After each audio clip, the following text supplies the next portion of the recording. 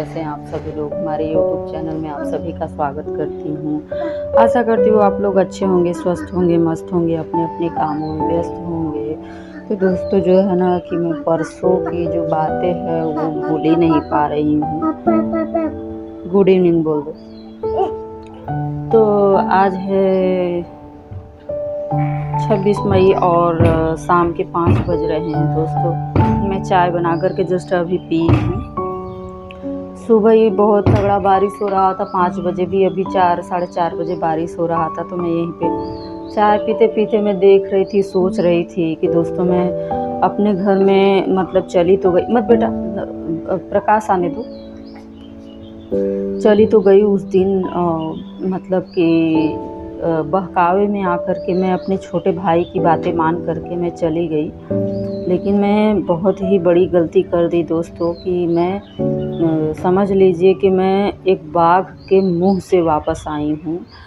मेरे जाने के बाद ना इतना लोग जुट गए देखने के लिए, क्योंकि मैं 6 साल बाद गई हूँ अपने घर पे, मतलब कि और ये सब रिकॉर्ड करना तो दूर की बात है, वहाँ मजाक बन जाता हमारा, मतलब एक होता नहीं है, लोग गाली गलौज भी करने लगते, भगाने भी लगते।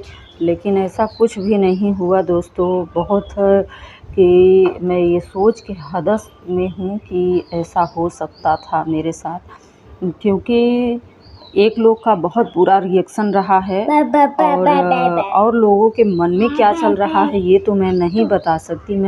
मुझे अपने घर पे नहीं जाना चाहिए था।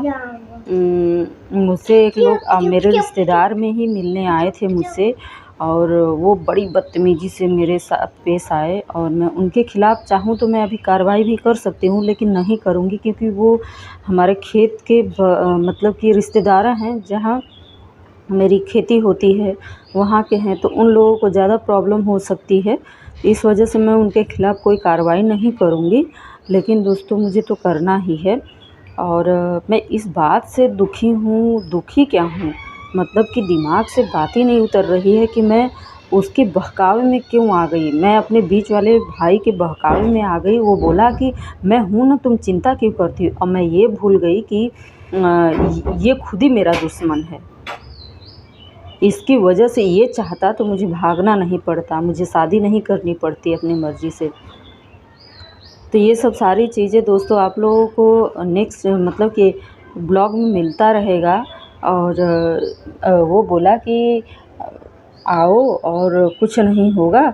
जब हमारे कहने का मतलब, जब तुम्हारे अंदर कोई क्षमता नहीं है, किसी बात को सहने की क्षमता नहीं है, समझने की क्षमता नहीं है, तुम उस लायक नहीं हो, तो तुम क्यों मतलब कि इस तरीके से बुला रहे हो। वो चाहता था ना कि मतलब आए और लोगों से मतलब सामना करे, मतलब एक लड़ाई झगड़ा हो, खूब अच्छे तरीके से उसको मज़ा आए और मैं भी करूँ, खूब करूँ, मतलब ये वो चाह रहा था। क्योंकि वो अकेले पड़ जा रहा है, किसी का सामना नहीं कर पा रहा है मेरा भाई, तो इसलिए मेरा सहारा ले रहा है कि मतलब वो। अब आप ही लोग बताइए कि एक भाग करके जो शादी करता है उसके लिए कितनी बड़ी प्रॉब्लम में हो जाता है।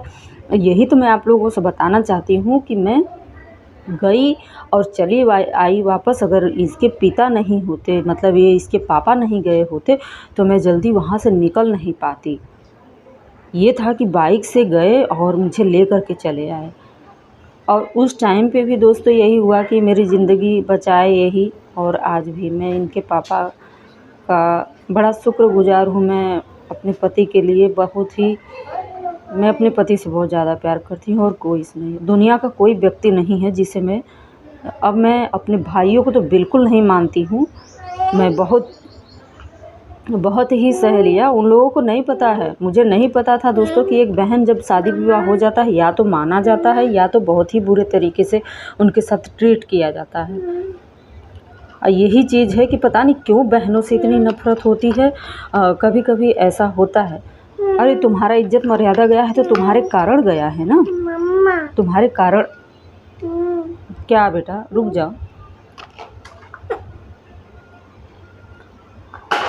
इज्जत मर्यादा अगर गया है तो तुम्हारे कारण गया है ना, कोई उसमें नहीं इन्वॉल्व है।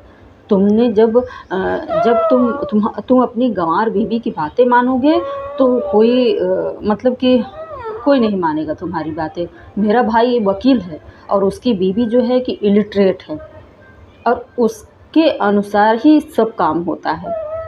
समझ लीजिए कि वो एकदम इलिटरेट औरत के पीछे एकदम पागल हो गया है, इज्जत मर्यादा सब दांव पे लगा दिया है।